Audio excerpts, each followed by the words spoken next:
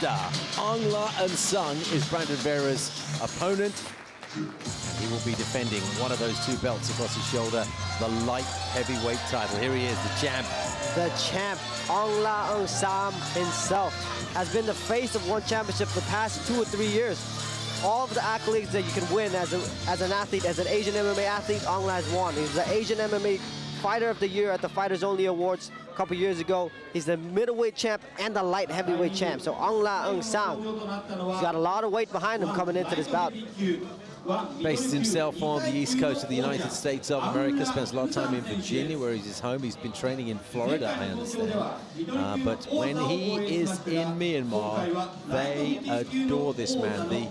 The rabid attention that he gets from the Burmese people is a sight to see. Steve, and he's, again, another very humble athlete. Very, very humble. But I had the opportunity of my brother competing in the same event as Aung La, and I just saw how much they love him. It was like a celebrity. He had to have more than 4 or 5 security guys escort him anywhere he went, just because he would be swarmed by all these Burmese people, all his fans and all these people.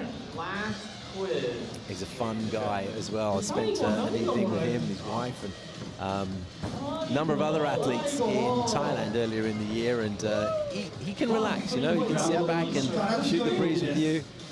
He's very much a man of the people, and I think probably that's why he's so popular in Myanmar, because people don't see him as anything different. You know, of course he's a huge guy, of course he's a strong guy and very, very accomplished, but he doesn't carry that air of superiority about with him. Yeah, he's popular in Myanmar and Asia and worldwide in general, Steve. He's got a nice smile as well too. I think that's probably infectious. See, if you see, like you mentioned before, Aung La moved himself to Florida at Hard Knocks 365. You can see the shirts over here. It has Hooft behind him. That's the name of the head striking coach, Henry Hooft. And Henry Hooft has really cleaned up Aung La's striking. Really slowed down Aung La almost. Going into small combinations, 3-punch combinations at the most, and then really going into his heavy legs. They really utilized Aung La's kicks, and that has been the game changer for him.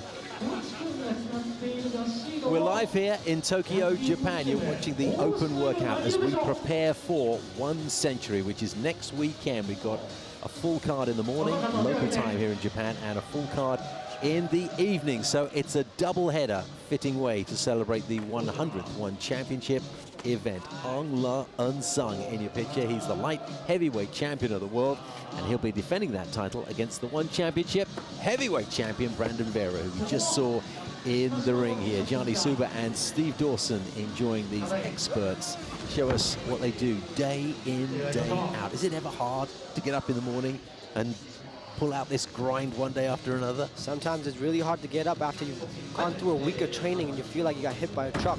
But when your goal is so clear and you're so passionate about it, you get up anyway. And that's what makes the difference between the winners, the champions.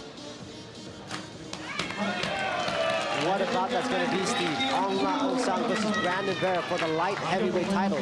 But he's not done yet. We've got a friend over here, Martin the Situation Nguyen, the featherweight world champion out here holding pads for him. Check it out, 2 incredible athletes in the ring at the same time. Martin Nguyen is something special, isn't he? He really is, and Martin Nguyen actually moved out there to Florida to train with Aung La after seeing the success that Aung La had.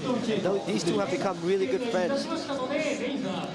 Hugely different weight class. We've seen Martin Nguyen exhibit his talents in 3 different weights, haven't we? We have.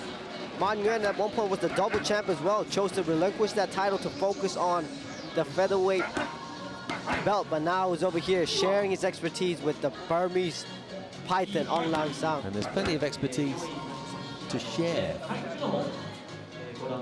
particularly in terms of changing weight. So this is what we're seeing Aung La doing now. I mean, he's fought at heavyweight, light heavyweight, and middleweight. So it's a question of losing weight, gaining weight, effectively, properly, sensibly, as you hinted earlier on. Martin Nguyen, incidentally, good that he's working out, because he'll need to just keep on top of things. You'll be able to see him perform later on in the year. We've got a number of cards on the One Championship roster between now and the end of the calendar year. I'll update you on those in a second. There's plenty to enjoy. But that whole idea of moving between weight is it's something that you can't just go at in a, you know, with half your mind on it. It's full focus, isn't it? You can't, and you can see here, Aung La actually packed on a lot of muscle for this bout. Here he's showing off his signature kicks. If you've never heard Aung La kick the pads, it is thunderous. Every kick that he throws is so loud. Oh, let's listen. Let's not speak for a little bit.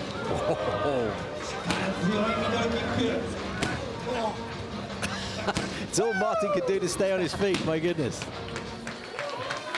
Aung La Nsang, there he is.